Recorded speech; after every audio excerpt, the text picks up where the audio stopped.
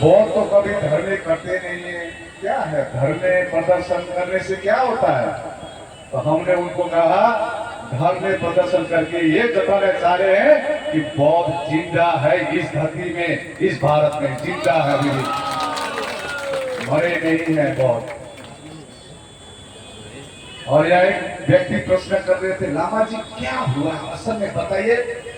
हम बोले आप यहाँ पर बैठे हैं और फेसबुक पे जो बोल रहा है और जो धरातल में दिख रहा है इसमें फर्क आपको दिखना चाहिए। तो मैं इस आप लोग को कहना चाहता हूं,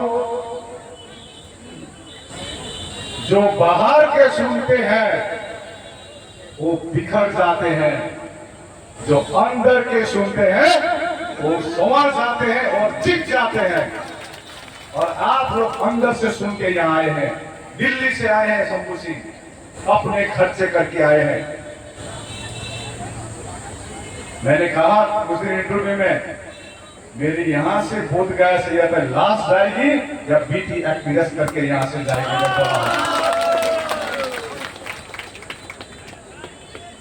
जो लांछना लगा रहे हैं कहां है? अभी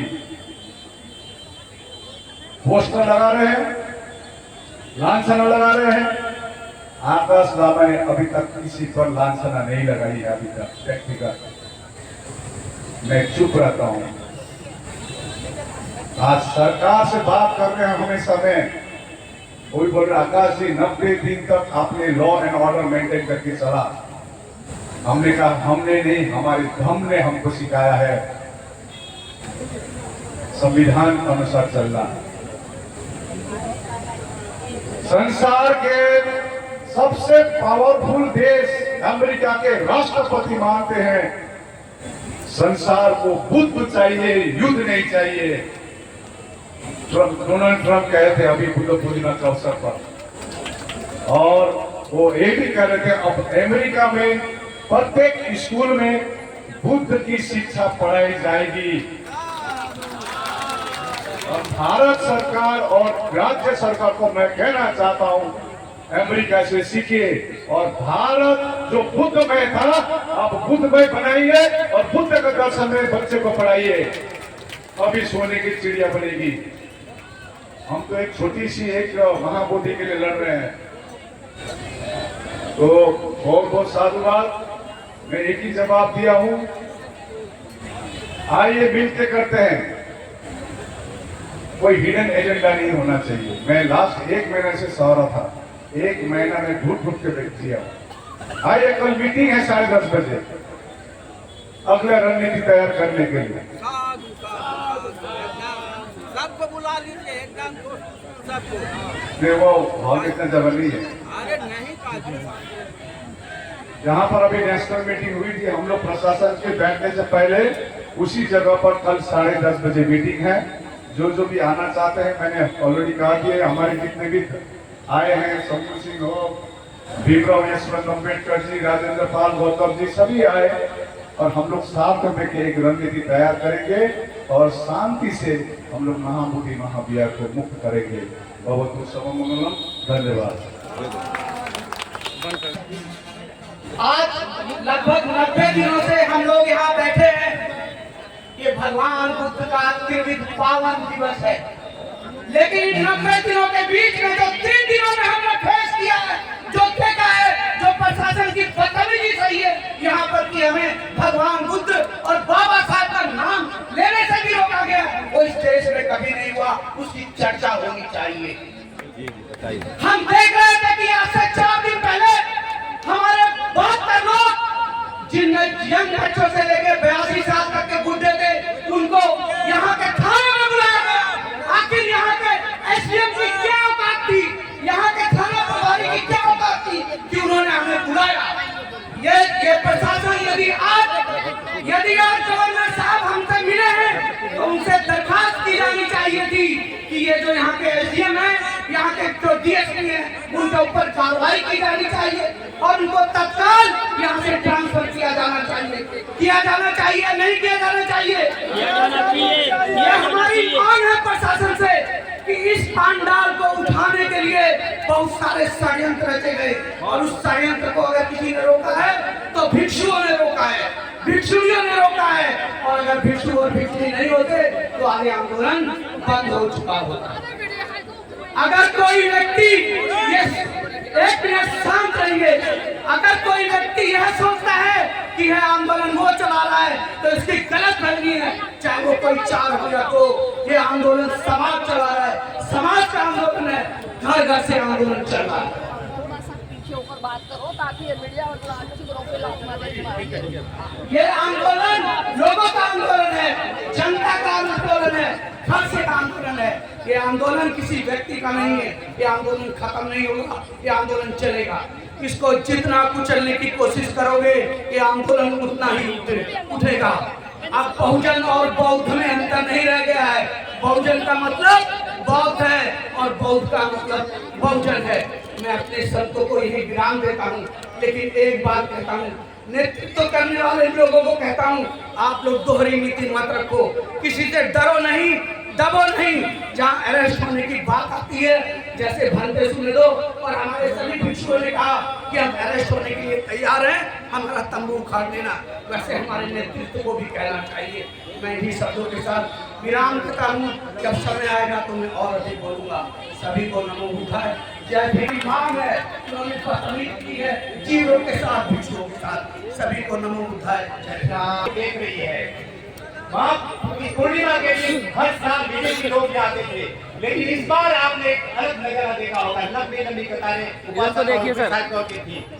वो इस धरने के कारण महाबोधि महाविहार की मुक्ति के लिए यहाँ आए थे।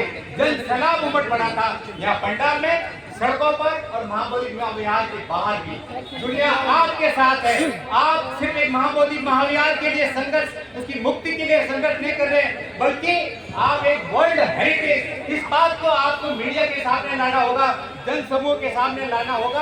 आप संघर्ष महाबोधि विहार के लिए सिर्फ नहीं कर रहे, ये यूनेस्को की वर्ल्ड हेरिटेज है, विश्व की धरोहर है। एक महल, एक छोटा सा महल, ये पूरा समुदाय ने, एक महल का परिवार ने उस पर कब्जा कर लिया है। और अगर हम याद करें 1881 की, सर एडविन एनलॉर्ड ब्रिटेन के थे।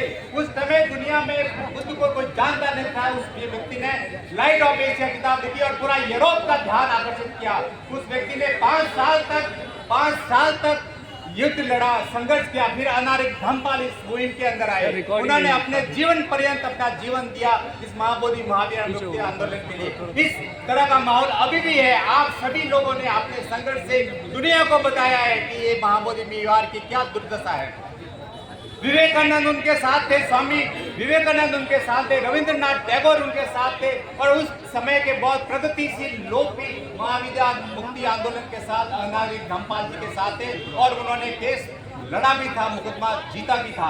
अभी वो माहौल आपके पक्ष के अंदर है, दुनिया आपके साथ के अंदर है। आपको ये बार बार इंटरनेशनल मीडिया के अंदर ले जानी होगी, क्योंकि वहां पे इंटरनेशनल जो लॉज है, कल्चरल हेरिटेज को बचाने के लिए, अपनी धार्मिक स्वतंत्रता को बचाने के जो लॉज है वो खुले हैं। कुछ महीनों पहले सिर्फ भावनाओं के आधार पर अयोध्या का मंदिर का जो फैसला है उनके पक्ष में दे दिया। साकेत था, हमारा पुरातत्व जाग कर कह रहा है कि वो साकेत था, वो भगवान बुद्ध की भूमि थी, लेकिन सिर्फ भावना के आधार पर उनके पक्ष में दे दिया। यहाँ तो भावनाएं नहीं, पूरा लंबा इतिहास कह रहा है, लंबा पुरातत्व का इतिहास कह रहा है। सर अलेक्जेंडर कनिंग ने इस जमीन में से दबन कर महाबोधि विहार को बाहर निकाल दिया। ये आपके सामने क्या कम प्रमाण है। ये आज इस पंडाल में बैठे हुए लोग, देश भर के लोग आपकी ओर नजर घुमाए हैं। ये देश भर के लोग, जैसा भी अभी कुछ हमारे महापुरुषों ने कहा, अभी तो एक से एक बिहार के लिए संघर्ष है, लेकिन हमारे सामने आज देख सारी भारत के अंदर जो बौद्ध विहार है, वो जो गुफाएं हैं, जो मूर्तियां हैं, जगह जगह पे बदली जा रही है। लेकिन ये कारवां अभी जो शुरू हो गया, मैं आप सभी को मंगल कामनाएं करता हूँ कि हमें रुकना नहीं है, क्योंकि दुनिया आपके साथ है। पिछले मैं 2 साल से मैं जापान में घुमा हूँ, मैं वियतनाम में घुमा हूँ, मैं म्यांमार में घुमा हूँ, श्रीलंका में घुमा हूँ। मैंने देखा कि पूरा दुनिया अब विचारक लोग हैं, दुनिया में सोचने समझने वाले लोग पैदा हो गए। अब मूर्तियों के अंदर प्राण प्रतिष्ठा पैदा हो जाएगी, अब नहीं मानेगा। नए जमाने के लोग हैं, युवा पीढ़ी, चाहे वो ब्राह्मण हो या बढ़िया, वो बुद्ध का अनुयायी है, क्योंकि वो चिंतन करता है, वो विवेक करता है। भगवान बुद्ध ने महाबुद्ध दंपति जो गाथा है, सनातन धर्म है जो ये महाबुद्ध भगवान बुद्ध का है, इस बार के आरंभ में चलता है। ये मैं अपनी ज्यादा लंबी बात नहीं करूंगा।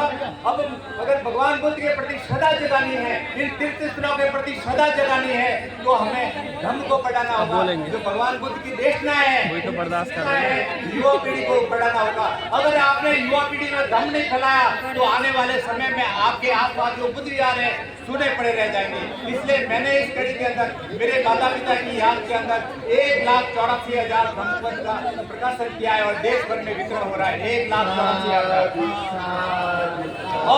और मैंने पाया है कि ग्रामीण बनिया भी इसको पढ़ेगा, वो भी धर्म की ओर झुकेगा, भगवान की ओर झुकेगा, क्योंकि इसके अंदर से सारी गाथाएं चुरा कर कॉपी पेस्ट कर गीता में लिखी हुई है। गीता तो 6वीं शताब्दी में लिखा हुआ धम्मपद 2,500 साल पुराना है। तो सारा एविडेंस, सारा इतिहास, सारा संस्कृति, सारा जनादेश, चिंतनशील लोग, वैज्ञानिक लोग सब आपके पक्ष के अंदर चिंता किस बात की है। आने वाला समय बुद्ध का है, आने वाला समय प्रेम, करुणा और मैत्री का है, आने वाला समय युद्ध का नहीं, बुद्ध का है। इसी विचारों के साथ आप सभी को मैं धन्यवाद देता हूँ कि आप यहाँ पधारे। और हमारे जो वरिष्ठ व्यक्तिगण है, लामा साहब है, उनको मैं नमन करता हूँ कि इतनी मुश्किल हालात में यहाँ बैठे हैं और देश को अंदर ये मूल्य संदेश भेजे। हम जहाँ भी भारत में जहाँ भी है मोरल सपोर्ट देवे, आर्थिक सपोर्ट दे, ये इनके प्रकार इस कारवा को आगे बढ़ाना है। नमो बुद्धाय, जय भीम, जय श्री राम।